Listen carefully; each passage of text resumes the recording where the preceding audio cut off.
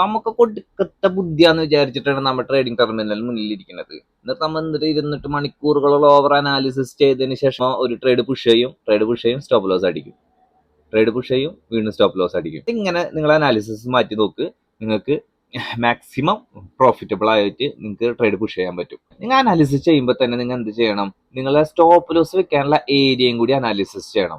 അതിനുശേഷം നിങ്ങൾ അഫോർഡബിൾ ആയിട്ടുള്ള സ്റ്റോപ്പ് ലോസ് വെക്കാനുള്ള ഏരിയന്ന് മേലേക്ക് നിങ്ങൾ അഫോർഡബിൾ ആയിട്ടുള്ള സ്റ്റോപ്പ് ലോസ് കയറ്റിട്ടതിന് ശേഷം അവിടെ നിന്നാണ് നമ്മൾ ട്രേഡ് പുഷ് ചെയ്യേണ്ടത്. അവിടേക്ക് ലിമിറ്റ് ഓർഡർ ചെയ്തിടാം, അല്ലെങ്കിൽ അവിടേക്ക് പ്രൈസ് ഇറങ്ങി വരുമ്പോൾ ട്രേഡ് എടുക്കാന്നുള്ള ഒരു മൈൻഡ് സെറ്റ് ആണ് നമ്മൾ ക്രിയേറ്റ് ചെയ്യുന്നത്. ഇങ്ങനെ ക്രിയേറ്റ് ചെയ്യുമ്പോൾ നിങ്ങൾക്ക് 2-3 ഗുണങ്ങളുണ്ടാവും. ഒന്ന്, ചിലപ്പോൾ നിങ്ങൾക്ക് ട്രേഡ് കിട്ടില്ല. അപ്പൊ നിങ്ങൾ അവിടെ എന്താ പഠിക്കുന്നത്, ഫിയർ ഓഫ് മിസ്സിംഗ് ഔട്ട് ആണ് പഠിക്കുന്നത്.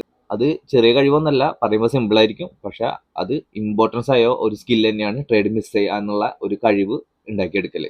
സെക്കൻഡ് വൺ എന്ന് വെച്ച് കഴിഞ്ഞാൽ നിങ്ങൾ ക്യാപിറ്റലിൽ നിന്ന് 10 പൈസ നിങ്ങളെ ക്യാപിറ്റൽ നഷ്ടപ്പെട്ടിട്ടില്ല. മൂന്നാമത്തെ ഗുണം എന്ന് വെച്ച് കഴിഞ്ഞാൽ നിങ്ങൾക്ക് സ്റ്റോപ്പ് ലോസ് അടിക്കുന്ന ചാൻസ് വളരെ കുറവായിരിക്കും. അനാലിസിസ് ചെയ്യുമ്പോൾ നിങ്ങൾ ഇതുപോലെ ഒന്ന് ട്രൈ ചെയ്യുക. ഫസ്റ്റ് ട്രേഡ് പുഷ് ചെയ്തിട്ട് സ്റ്റോപ്പ് ലോസ് വെക്കരുത്. ആദ്യം സ്റ്റോപ്പ് ലോസ് വെക്കാനുള്ള ഏരിയ അനാലിസിസ് ചെയ്യുക, അതിനുശേഷം ട്രേഡ് പുഷ് ചെയ്യുക. ഓക്കെ.